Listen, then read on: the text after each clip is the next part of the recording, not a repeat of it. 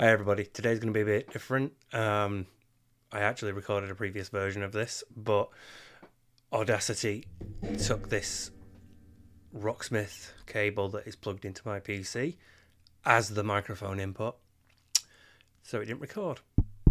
So yeah, if my throat's a bit sore, it's because I've done a previous version of this and it went a while, so I have to do it again.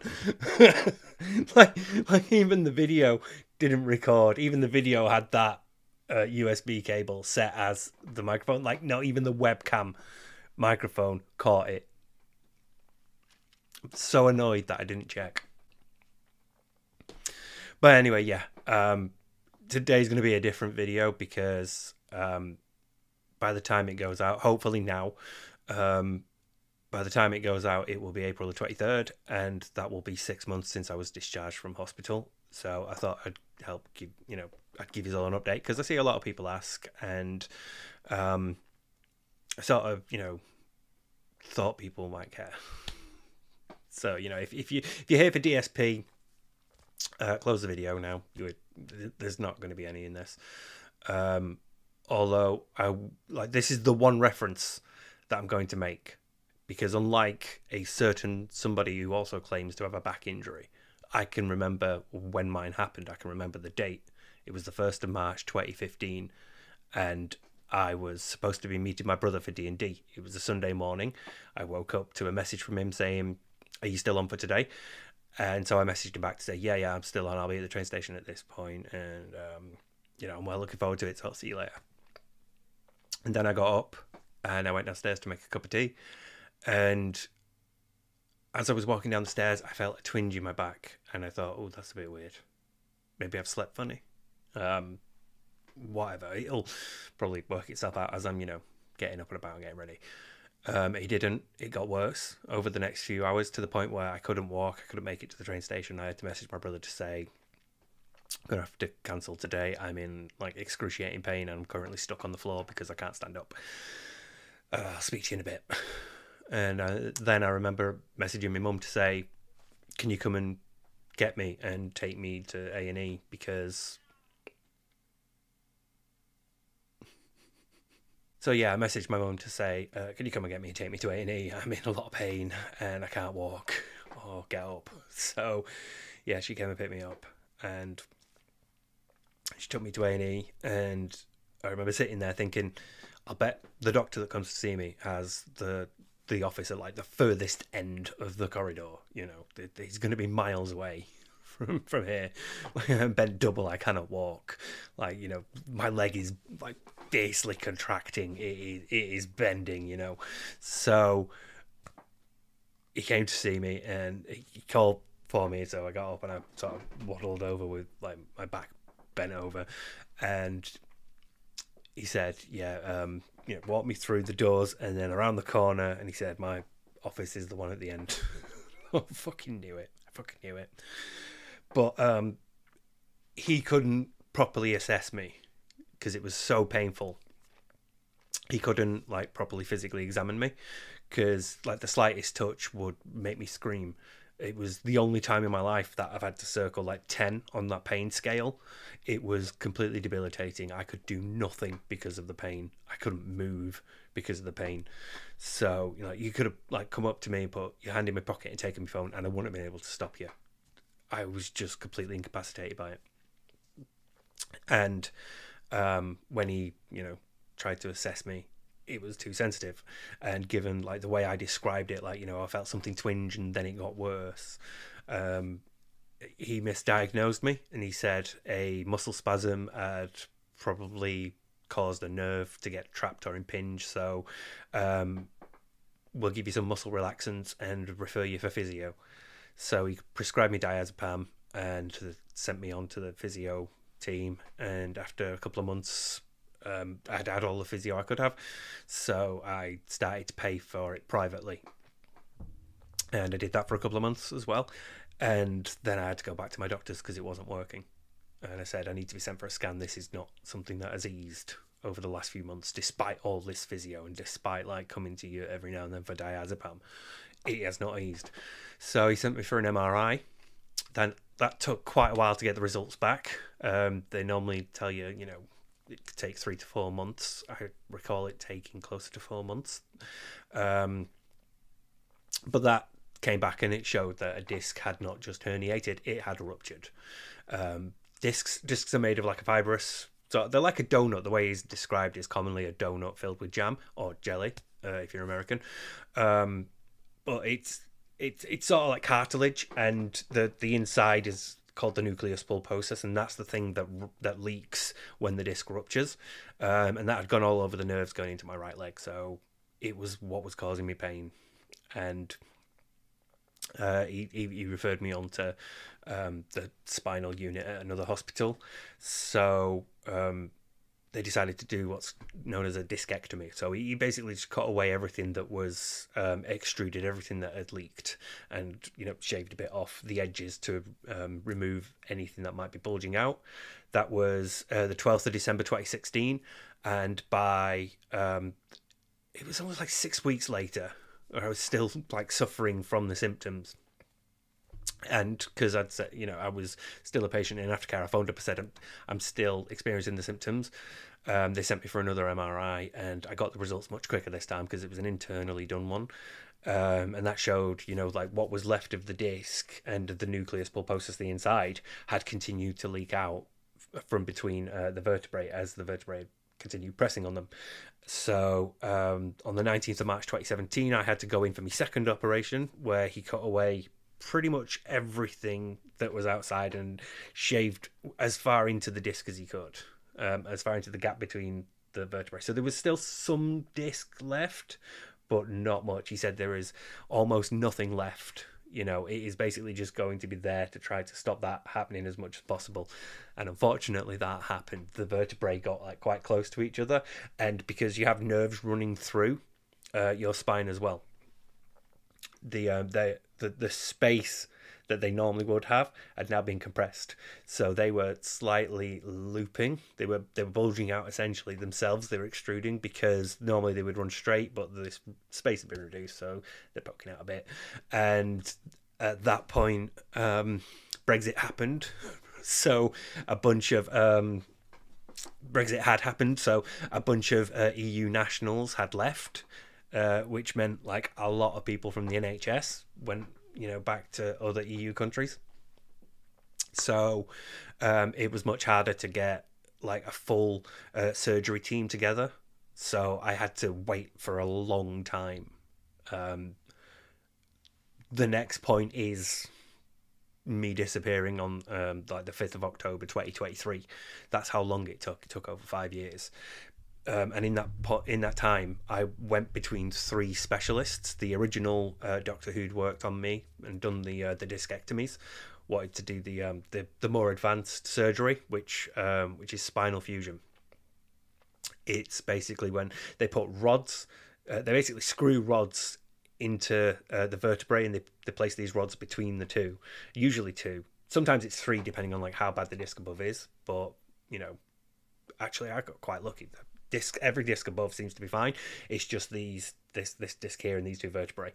So they put rods between the vertebrae, screw them in, and then they shave bits of bone from your hip bone, which is obviously the biggest bone in the body, so they can shave bits off it and put that around the cage, and that should like encourage the growth of bone around it and gradually fuse the 2 vertebrae together. And he originally wanted to do it, and then he said, I can't, I'll have to pass you on to my colleague who's also like a spinal specialist. And he tried to get me seen, but because I'm not an elective, I'm an elective surgery, sorry, I'm not an emergency surgery. So whenever, if somebody had a car accident or they had a scan that showed like a tumour growing on their spine, they would be an emergency case and they would go in front of me. So they would get operated on first. And, I can't be mad at that. That's perfectly fine. They're emergency cases. They literally need it more. It's an emergency. Treat them first. It's fine. I can wait. All I'm doing in the meantime is managing pain as things gradually get worse. But just before I get to the 5th of October, it's around August 2023. I feel like this was the 9th. But I'm sure this affected my brother's birthday as well, and that's a couple of days before the 9th. So I think between the 6th and the 9th, this is when I started taking morphine, so everything's a bit fuzzy at this point. But that's when I had symptoms change, a nerve in my leg went, and then all of a sudden I couldn't put weight on my foot anymore. It felt like standing on needles. And up until that point, everything had been managing pain. There had been no new symptoms, but this was something new. This was a change. So I phoned the now third specialist that I'd been passed to, who I'd seen recently, met him for the first time. And I wasn't like optimistic because, you know, I was just trying to be pragmatic, given everything that had happened over the last few years. I didn't think I would be like suddenly an emergency case and seen quickly. But I think because of that happening and the nerves in my leg going, I feel like when I told them, hey, new symptom, there's been a change, that was when they marked me as emergency, tried to get me seen quickly. So that was how I ended up going in on the 5th of October. But I was only supposed to be in for 4 days, the operation and then the 4 days following, so you can heal up. But unfortunately, as they were performing the surgery, something went wrong. The screws ended up out of alignment, and this left them in a position where one of them could aggravate the nerve going into my leg. And so I had to stay for 18 days it was 11 days after that point where I had the second surgery.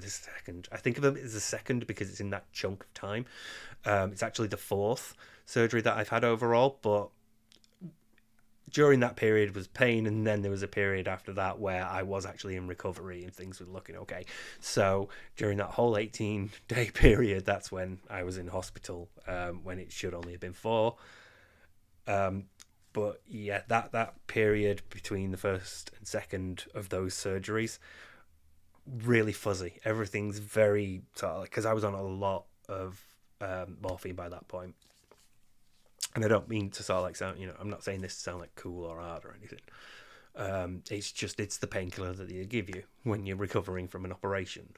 So the first one was a drip, and it had a bag of morphine, but it also had like a timer on it. It had like a computerized timer, so it wasn't just like a drip into your arm, but they had the button of joy, and I pressed the shit out of that button, because when they gave it to me, I can remember this. There's some things that I remember clearly, and there's other things that are a bit fuzzy, but this I remember clearly, because later on the guy came to change the bag, and he checked like the readout of like when I'd used it and how much, and he told me I'd pressed it twice as much as most people do. And he said most people press it like 120 times over like that period, and he pressed it over 240. And the reason was because when they gave me the button, they said, this is for you to manage your pain. If you are in pain, press this button. You can't overdose on the machine. It will dispense once and then it will lock itself for a period of about 5 minutes. So there is like a gap between each dose. You cannot overdose on it, but it's not like I was counting down like 457, 458, 459, 5 minutes, click, but I was just pressing it because I was in pain. And so I thought, why not use it? It's there to be used when you're in pain. So I ended up pressing it a lot. So everything's a little bit fuzzy from that period, though I do have some fragmented memories. I can remember physiotherapists coming to see you, because they usually came around the second day. You tended to sort of like rest the day after, but then after that they try to get you up and about more so that they can say okay, they can walk this length, and then they can handle stairs, so they are okay to be discharged. And I remember arguing with them about how much pain I was in, and at this period I didn't know. The specialist came to me. I've just noticed this in my screen, sorry. The specialist came to me after a few days, the guy who performed the surgery. He came to me and he explained what was going on, but this was before that, so I didn't know. All I knew was that I was in a lot of pain, and it was more pain than I was in previously. And it wasn't just like, oh, you've had surgery pain. It was something is wrong pain. And I remember arguing with them because they told me, you've just had a surgery, so you should be, you'll be in some pain, but it's not going to be as bad as you think it is. As long, if you get up and you keep walking about, it will get better. And you need to do this. You need to get up and walk about. And I remember arguing so much. No, this isn't just surgery pain. This is something else. Something is wrong. And afterwards, when they came after the second operation, it was 2 different physiotherapists. And I think I might have had something to do with that, because when the specialist came to explain to me and tell me what was wrong, and I said to him, could you please tell physiotherapy this then? Because they are insistent on me like doing stairs and walking, and I can't. It hurts too much, and I keep trying to tell them. And I was not fucking about. This was the worst pain I've had up to that point, and I've had like a lot of pain. This would keep me from sleeping. This would wake me up. I would fall asleep for like an hour, and because I was post-surgery, I couldn't lie on my back, and I couldn't lie on my right, and I couldn't lie on my stomach, so I had to lie on my left side. And after 30 to 60 minutes in that position, my leg would cramp up and all the nerves would aggravate, and it was murder. It would wake me up. It was so bad. And I would get up and I'd walk, I'd pace back and forth to try to stretch my legs out. I would go to the nurses and, beg for a refill or like some more morphine, just basically anything to just stop the pain. So there's like plenty of times when people came to see me during the day visiting hours, and during the night visiting hours, to be fair, where I'd just be out of it. I'd be lying there asleep, and they'd come, and most of the time they'd sort of like, wake me up. But I did have at least one friend who came and didn't wake me up. So I feel bad about that. I also feel bad about it because after the first surgery, they sent me for an X-ray to see what was going on there, and then they sent me for an MRI. And if you've ever had an MRI, you'll know they give you a button to press if you're ever uncomfortable, and they will stop the machine and bring you back out. I was like in there seconds before I'm pressing the button, and he's just constantly, it's not happening. They'll take me out, I'll try to relax and get my breath again, they'll send me back in, and within seconds I'm pressing the button again, because they're having me lie on my back after I've had spinal surgery in a machine that vibrates when the surgery has gone wrong and I'm in excruciating pain. I couldn't do it. It took like nearly an hour. I could just, that fucking, I don't know if it was an hour. It felt like, it probably wasn't, but it felt like. And they wanted 4 scans, and they got 2. And they had to piece them together from like the bits they had. And so they said, we're going to have to do it again tomorrow. And I said, right, well, you have to give me something then. You have to give me some like anesthetic or something, because I can't handle that. It's too painful. So I think they gave me, I think it was midazolam or midazoloft, one of the, I don't remember which. And that causes amnesia. So, not really dealing with the pain, but I'm not going to remember it afterwards. So it doesn't matter. And there was a period where I can remember about 20 to 30 minutes tops, and I've had the scan, and I'm waiting to be taken back to my ward, and I'm in like the waiting bit with another bloke on a different bed, and we're chatting for a bit, and he tells me about like he lived in Spain for a bit, and he tells me about all his life out there, and it was pretty cool. And that period, and then the nurses came to come and get us and take us back to our wards, and that period is about 30 minutes tops for me, but that period also overlapped the daylight visiting hours, and it was actually about 2 hours. It was at least that long, because I'd gotten back. Like my friend had waited for most of that 2 hours and then gone, and during that period I was mostly down there waiting to be brought back, and I felt so bad that I hadn't been brought back, and she'd come and waited for so long, and I felt really, so I've made it up to her. Things are cool with us now, I love you, Louise. But yeah, then after the surgeon, the specialist came in, he told me what had happened, and how things had gone wrong, and that they were going to get me into surgery as soon as they could, to correct it. And obviously, again, staffing issues are a concern, and urgent cases are a concern, but it was about 11 days in that ward just waiting, and medicating as best I could. But you're surprisingly busy on the ward.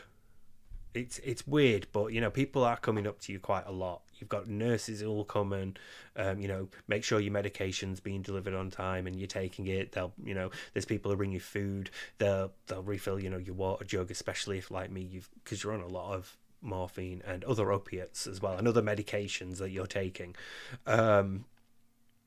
You'll be hot, you'll sweat a lot, and you'll drink a lot of water. I have never drunk so much water in my life. And not just say, like, I live off Lucozade or anything. I mean, like, just drinking in general. I have never drunk so much in my life because my system was hot constantly and I was sweating constantly because I was taking so many painkillers. But you've also got, people come and visit you at certain times of the day. Specialists will come up to see you. Pain management teams will come up to see you. Physiotherapists will come up to see you. And you're talking to other people on the ward as well. There was 7 of us on this ward. There was 4 people opposite me, and there were 2 people to the left of me. I was like at the end of the ward. I was at one end of the ward. So I had a wall, and then I had the curtains to come around. But, the people on the ward made it, really. As the nurses were amazing, the staff were amazing. I cannot fault anyone who provided care for me over that period of time. But you're going to have one of 2 types of people when you're on a ward. You're either going to have people who are really quiet and content to sit in silence and do their own thing, or you're going to have people who are going to chat when there's a bunch of years and you're just waiting around because you've not really got anywhere else to go. You can't really move anywhere anyway. So the timer things just come on my telly, sorry. But yeah, the people on the ward were the ones that really sort of kept you going because, you're all there for sort of similar reasons. I remember one guy was there because he'd had like the discs up here fused. And that's like quite a serious thing because, like, this close, you're really close to the spinal column, so you're really risking like paralysis if anything goes wrong. So, I remember he was pretty cool as well. He was like an older Muslim gentleman who'd recently flown out to Pakistan to, he'd gone out to deal with a family matter and come back, and so he was very. We talked a lot about family, me and him. He was pretty cool. And there was also another guy next to me who was singing this song. He came in a few days later. I initially had somebody who was really, really... He was an alcoholic who had a motorbike accident, and so his neck and his shoulder had been hurt, and so that's why he was in. But he would get up during the day, he would leave, he would go out drinking, he would come back for like the dinner time. He'd have the meal there, and then he'd go back out drinking again for a bit, and then he'd come back and he'd crash out and he'd just make a lot of noise and be belligerent, and he was difficult to deal with. He snored.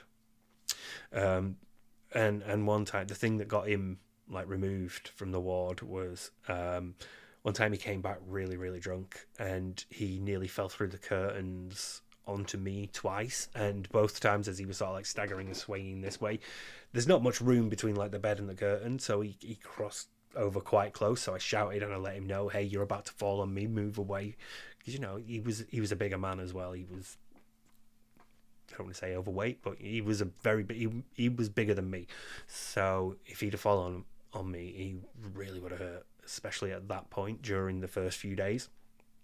So I shouted out and I let him know that, hey, you nearly fell on me, be careful. And he backed off for a bit, and then after a couple of minutes he was staggering again. He was fucking about with something in the drawers, the unit next to him, and he nearly fell through again. So I shouted at him again, and then he went over to the other side, and he fell into the other unit that fell into the table on wheels that pushed it through the curtains and nearly hit the bed of the person in the other bed next to him. And that person was in there for they'd had an infection that had reached their spine, and they were bedbound for like the majority of their stay. So when he nearly fell on him, their family complained, and I went to complain about him nearly falling on me, so that got him removed. But I know that he was an alcoholic who went out drinking because I heard him arguing with his partner. I assume it was his partner. He was someone he was staying with. and they were like, I know that you were out drinking because like a friend of ours spotted you. You're not hard to not notice, given that you're still in your hospital gear, you're still in your gown, and you've just got your coat over you. So at times it was like sort of Jeremy Kyle-ish, but him nearly falling on us got him moved, and then a couple of days later he was belligerent with staff, and he was like basically discharged. They were like, look, we have treated you, then go, bye. We don't tolerate that shit here, so yeah, bye. But the guy who took his bed next was really cool, and he kept singing this song, and at first I thought it might have been something to do with his religion or his faith. I thought it was a it might have been a song of prayer or something. I don't know, but part of me was like, but it also sounds like Here Comes the Hot Stepper by Ini Kamosi. And after a few days I said, mate, can I just ask you, what's that song you're singing? And he went, I don't know, but it's been stuck in my head for a few days. And I'm like, you don't know what it is? And he went, no, do you? And I'm like, yeah. So I played it to him. He's like, yes, that's the fucking song. Thanks, mate. So, but yeah, he was cool as well. He was from Iran. He showed me footage of the area where he'd gone back to get married. And it was fucking beautiful mountain range and just like the most stunning landscapes. So like the people on the ward make it because there's a camaraderie there, because you're all in there for similar reasons and you've all got like similar restrictions on your movement, and so you sort of bond over that, and that helped me get through it. But I did gradually finally get my second operation on the 16th of October, and then I was discharged after a few days. They kept me in a bit longer. They kept me in a bit longer than they would normally. Like I said, I was initially supposed to be there for 4 days, but after the 16th, they kept me in for another week just to like properly monitor me, make sure the area of the operation didn't get any infections or anything, and make sure that I was okay and my pain was manageable, and to wean me off the morphine that I'd been on longer than I should have been. So yeah, I was eventually discharged on the 23rd, and that was 6 months ago now. That feels weird. That was half a year ago. There were a couple of changes I had to make at home as well, but they're not really that interesting. I have people that stay overnight to help me, do things, because at the moment I'm still quite restricted. And that's a really difficult thing to sort of deal with, because you spend so long being like ill and not being able to do certain things, and then you think this operation is going to fix that. And then after the operation, you come out worse, you come out more restricted, even though it's only temporary. But you think it's going to get better quickly. You feel like that period of restricted movement is going to pass much quicker than it actually does. So certain things like bending down to get food out of the oven, or open the fridge and get milk from the bottom or something like that, that's still beyond me. That's a thing that I could previously do, and then after the operation that's supposed to make me better, I now can't do. So you end up losing like a lot more of the things that you used to do. And when you're in a position where movement is restricted and there's certain things you can't do anyway, the things that you can do take on a bit more importance because you can do them. So even if it's something simple like packing your own shopping at the end, when they offer you, do you need help with your packing, and you say no, because you can do that, it means more that you do it. The ability to do it is what matters. So little things like that are then taken away from you by this thing that's supposed to make you better. And it's going to be a long time until you're at that point where you can do them again. So I suppose a lot of this has been mental. I suppose a lot of like coming to terms with all this has been a mental issue more than anything else. As it's difficult to sort of square the two things, and especially when you go into it thinking recovery is not going to be immediate. I'm not going to be better within a few weeks, and that. But there's still part of you that thinks by 6 months, I'll be at this point. I'll be this physically fit. I'll be feeling this much pain. Things will be at this state. And then, within a year, it'll be like this. And that's sort of where you think. You think after it's 6 months to a year, that should be, enough. So when I went to see the specialist last month for my follow-up, he said, how do you feel? How have you been getting along, and how do you feel you've been doing it? And so I told him, I feel like I should be further along in my recovery than I am. And he said, well, it can take up to 2 years for the bone to fully grow around the cage. So, we'll operate on that time scale. And at first it's quite the blow, because you're thinking, I was initially prepared for 6 months to a year. And to hear him go, no, it should be 2 years. You've suddenly doubled my recovery time. But it does then make where I am now a bit easier to cope with, because part of me feels like I'm not where I am, where I'm not where I should be, because I thought it would be less time. But part of me feels like my recovery is being frustrated by the issues that I'm having with the nerves in my leg. I'm still dealing with sensory neuropathy, peripheral neuropathy, which is basically it's abnormal sensations.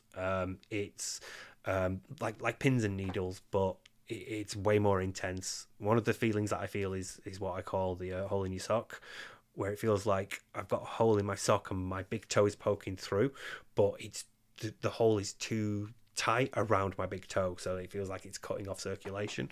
There's other feelings where I feel like I've got like a pack of like gel or water underneath my skin, and if I put too much weight on it, it's gonna pop. Other times I feel like there's pressure building up behind my toenails, and they're about to go ping and go flying off. So there's other times where it's wet as well, where it feels wet even though it's not. But internally, the changes in temperature are really, really weird as well. It's hypersensitive to touch, like just like lightly brushing against my feet is enough to make me flinch, because it's just that sensitive. So a lot of like nerve issues going on.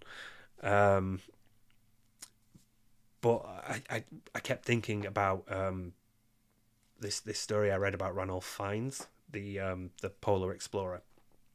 And he was on I think it was in the Antarctic, and his sled fell through ice and into water, so he had to plunge his hands in to grab it and pull it out, and that ended up giving him frostbite that went on to force him to abandon the trek and be rescued. But while he was back home and recovering, his doctor had said the case of frostbite is not like completely severe. The underlying flesh underneath is healthy enough that it will all grow back. So instead of like amputating anything, we're going to wait and let it grow back. And he said like the feeling of the nerves and the flesh growing back was so bad that he went to his garden shed and he got one of those little thin saws and tried to cut his fingertips off himself, and the saw wasn't sharp enough, so he had to go to B&Q and get a proper saw to come back and finish the job. And I understood how he felt, because it's just constant. It doesn't stop. They change from time to time. One of the issues with the temperature thing is that when it's cold, it's really cold, and it makes my leg and my foot cold as well. I've recently seen my GP because I was worried that it would be a circulation issue, but he checked for my pulse and he can find it. There's 2 points in the foot where you can feel your pulse, and he found them. He found the pulses there, so there's no real issue with my circulation, but it feels like there is, because it's just cold so much, and the pins and needles are there, the sensitivity, all of that stuff. Like even like having socks too tight can hurt. So I understood how Ranulph Fiennes felt, because at some points I thought, yeah, you just cut it off. It would ease it all. It would end it. Like, it would stop it. And that's all you're after. You just want it to stop. But, I've not gotten to that point. I do still have my foot. I didn't end up going and cutting it off. I'm too much of a coward. But I understood the feeling of wanting it to stop to that extent. I understood like how he must have felt, where he's thinking, I want to cut him off. I want to cut him off. I want to go to a shed and cut him off. Because if you could have like given me an injection or a tablet that would have stopped this sensation, I would have taken it like unreservedly and unhesitatingly. I would have grabbed it and it would have been down my throat dry. So yeah, so that's the thing, and that's I feel has frustrated my recovery a bit, because it makes doing physio difficult. It makes exercising difficult because it's still difficult to put weight on it. So with physiotherapy, I do that and hydrotherapy. I do hydrotherapy twice a month, so it's once a fortnight, and then I have physiotherapy once a month. So I have a period where there's hydrotherapy, next week physiotherapy, week after that hydrotherapy, and then I get a week off, and then I get hydrotherapy again. So, you know, it's nice. It's a good sort of arrangement.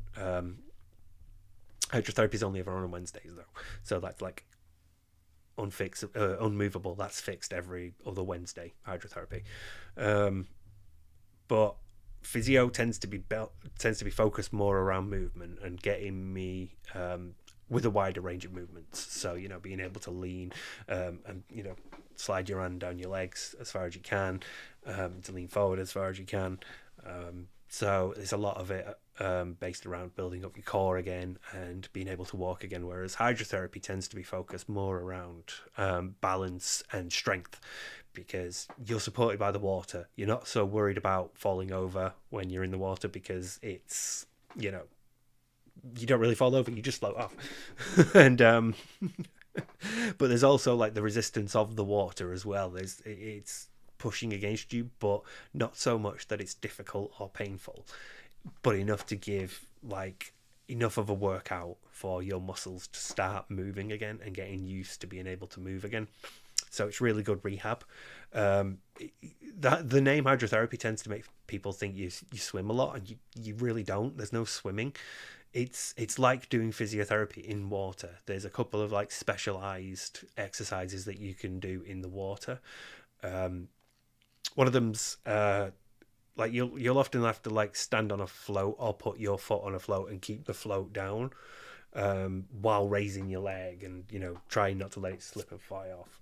So it's about keeping your foot straight and while you're lifting your leg up and down. But there's one that involves standing on like this weird sort of it's like a dome shape. It's like a slightly dome shape, and it's made of little balls also like stuck together. And you put your foot on that. It's supposed to be so your foot can grip. You know, it's curved like that, so your feet and your toes can curl back. And I stand on that with my right leg, and then I do like that traditional sort of stereotypical yoga pose where you have one leg like up and then back with your foot resting against the other leg. And while I'm doing that and trying to hold my balance there, I have to bat a floating ball back and forth between my hands like that, and gradually widen, and it gets more difficult as you widen and you have to reach further because you're shifting, and it's all about trying to maintain your center of gravity and your balance. And there's another one where you have to walk back and forth with like a tray and a ball on it and try to keep the tray straight and the ball from rolling off. There's other times where they have these things, like you get these in physiotherapy as well, these stretchy elastic band things, and they'll tie them around your legs, and that gives you like a bit of extra resistance as you're walking and widening like your pace and stretching your legs out more. So hydrotherapy has been really beneficial to me. I've really enjoyed doing it, and physiotherapy has as well. I've really enjoyed physiotherapy, even though they're like some of the exercises can be done in water, so they benefit from hydrotherapy. There's others that don't. There's others that need to be done, on land. And so one of them is I have like one of these, and I have to put just my feet on the edges of it. So I'm standing on the edges of it with mainly just my toes, and then it has to be pulled up, normally by me, but someone else can pull it, and I have to keep it pinned to the floor. And as it's fully stretched, I have to start leaning back and forward like that. Not leaning back and forward, leaning from side to side like that, and gradually getting longer and longer. That's really intense, and he told me only do that like every other day. do that like once or twice every other day. Pace yourself with it. But the other one recently is just like going from seated to standing while holding a small weight. The actual weight itself doesn't matter. The point is that you don't use your hands to push off and stand up. You do it through your leg muscles and your core. So it's all been about balance, mainly between the two. Even though, because obviously the physiotherapy is getting me moving more, so it's shifting my center of balance, and the hydrotherapy is like a safer place to practice balance without worrying about falling over and hurting myself again. So yeah, but the issues with my foot have frustrated it a bit, and so I feel like I could have been further along. But now that the sort of shock of a 2-year expected recovery period has sort of subsided for me, I've started to become a little bit more positive about it, and now I think of it as less like I've got a year and a half left, and more that I'm already a quarter of the way through it, and the next sort of like significant bit is going to be halfway through it, and then after that you are only ever going to be closer to the end than you are to the beginning. Like I remember when I had my second physiotherapy, the first physiotherapy appointment was like more of an assessment, and let's go over your medical history and what you've had done, and so you talk about all that and what you can and can't do and all that stuff. And the second one's like was the first time where you can really be like, okay, let's see how much progress you've made, let's see what you can do, let's see what you've done since the last time I saw you.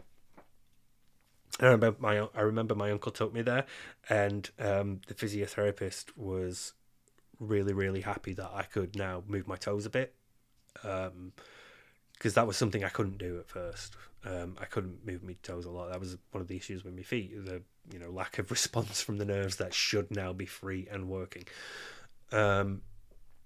And my uncle was like quite positive about it. He said, the physiotherapist took that as a really good sign, and he seemed very, very optimistic, very positive about it. And this is like it's a marathon, not a sprint. You should take these in small steps, and that is it's a change. It's something that you couldn't do this time.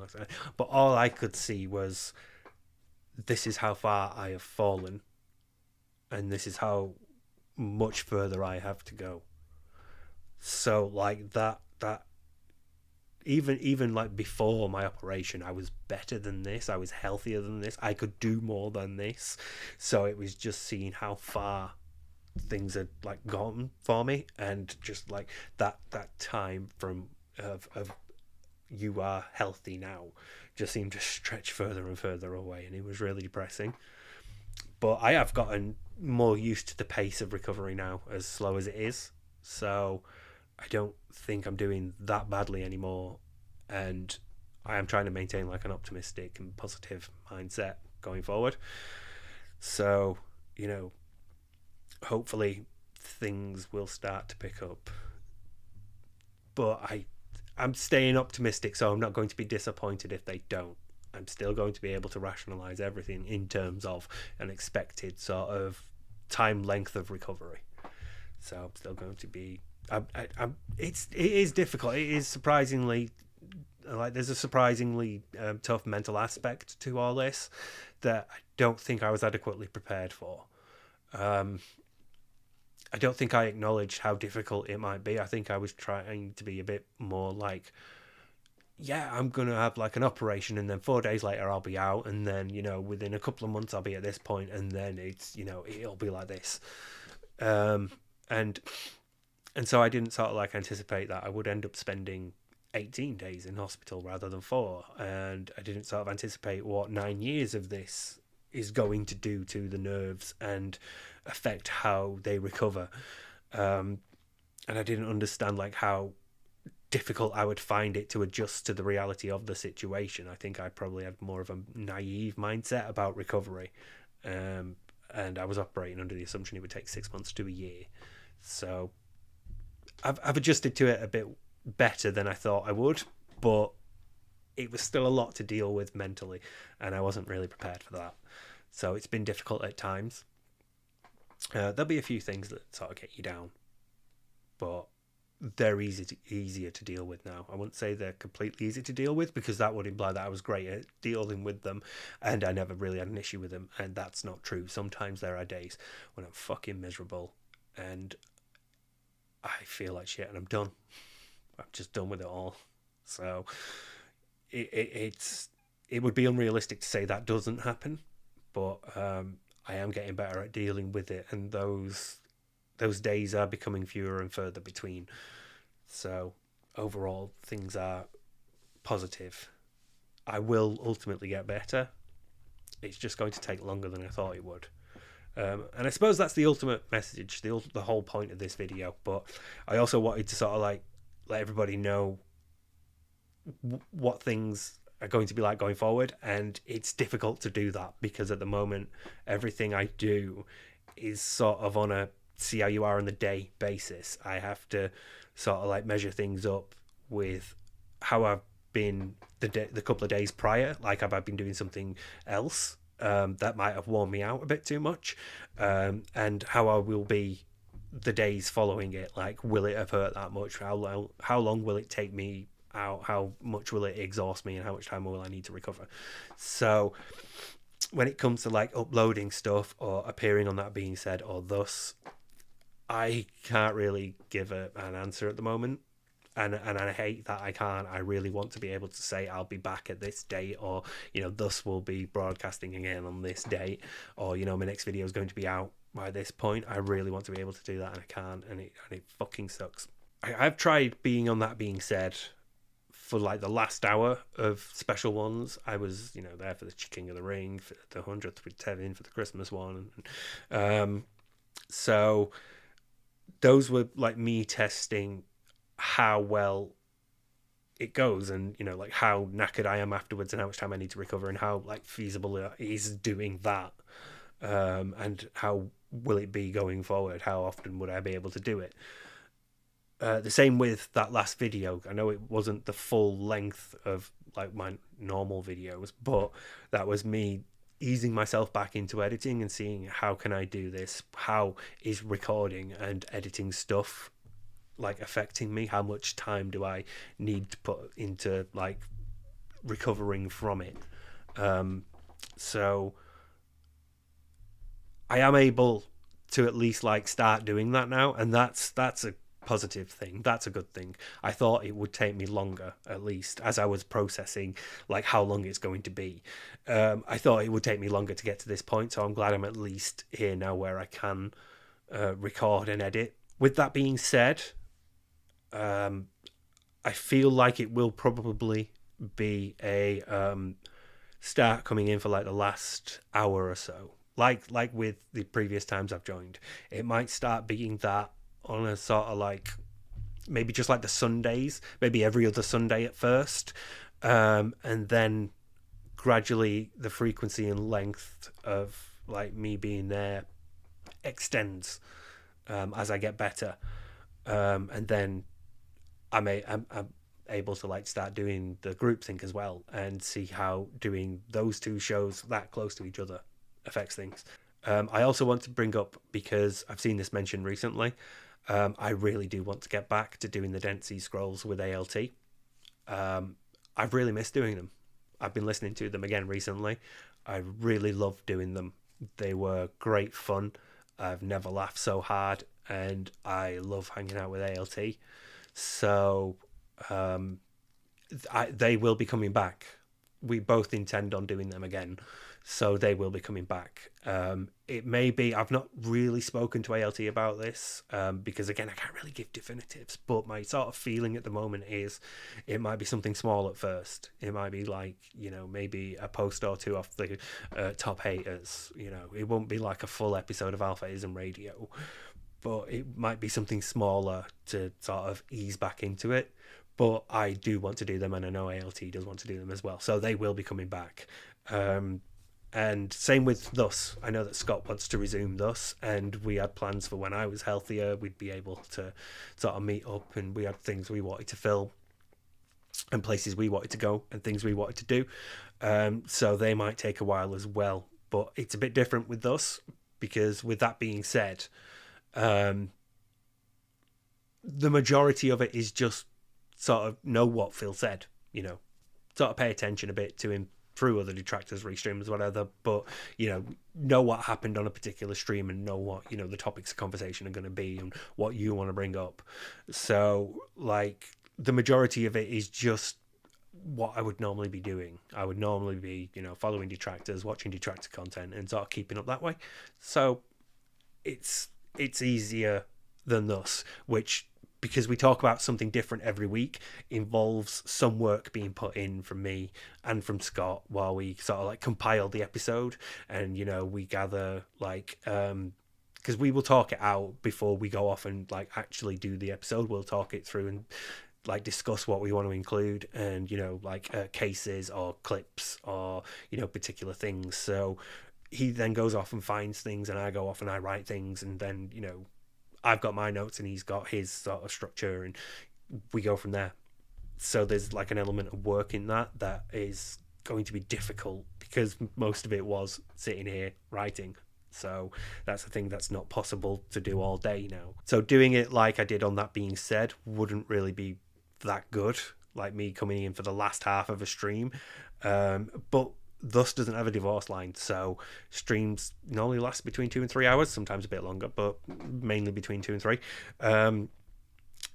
So what I'm sort of thinking, and again, nothing crystal with Scott at the moment, nothing set in stone, but my sort of feeling about it at the moment is that I do like the first half hour to an hour, we set up the topic of the episode, I introduce like a few basics or I cover some important things, and then I go for a break, and Scott goes off on his own, like down this rabbit hole. He looks up more things to do with the subject or whatever we're talking about, and he goes and finds things and does like his bit, and then I'll come back for the last half hour to an hour to wrap up and to to like answer any questions and things and sort of do things like that. And that's sort of how I'm thinking it, but again, can't really give anything definitive, and it really fucking sucks because I wish I could. I really wish I could. Because it's impacted their lives as well. I want to acknowledge that, I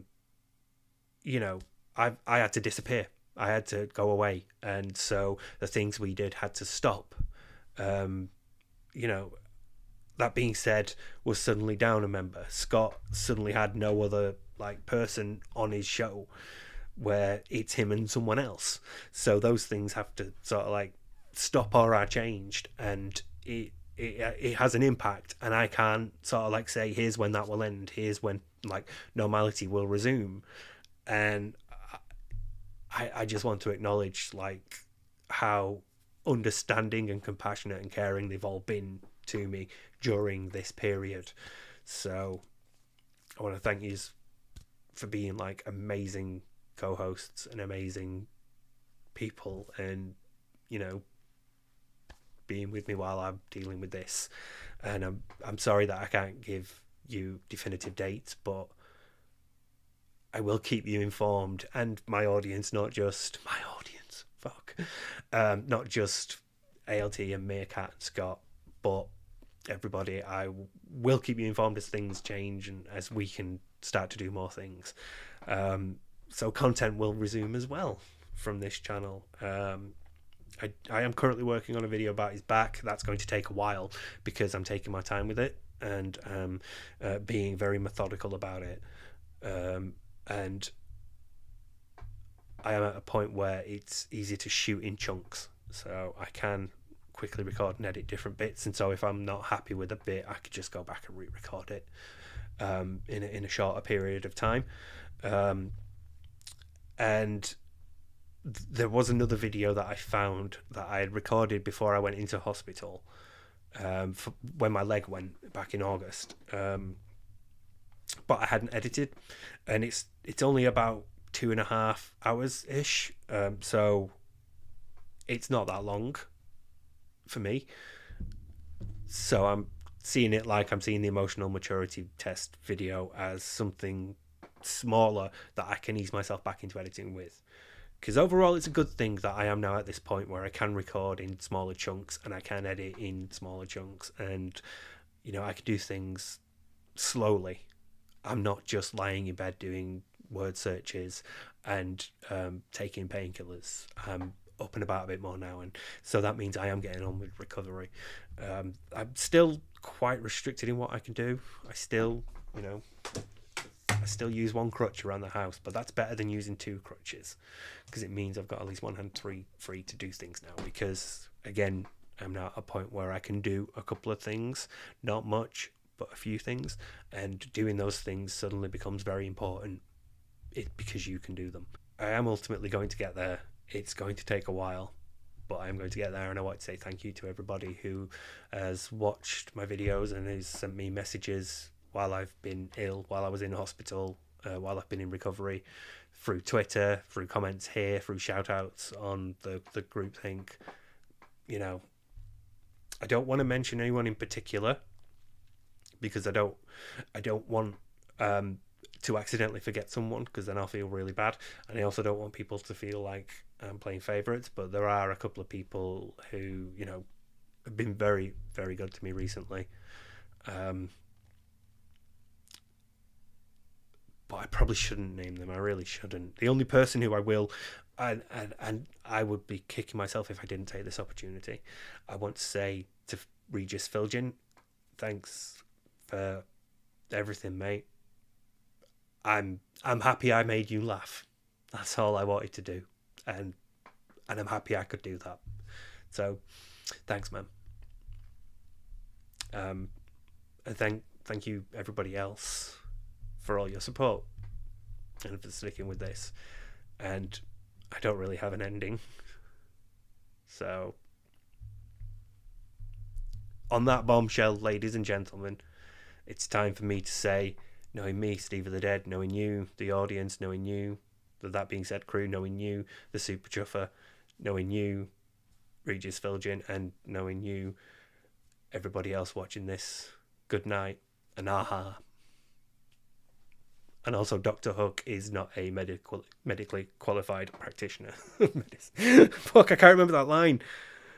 Dr. Hook is not a licensed doctor, I think. Oh, fuck, I'm going to have to check this and put it in now. Fuck. Bye, everyone. You see them down there? They're on row E, so let's just pick a random one. Say E4. E4. Outrageous.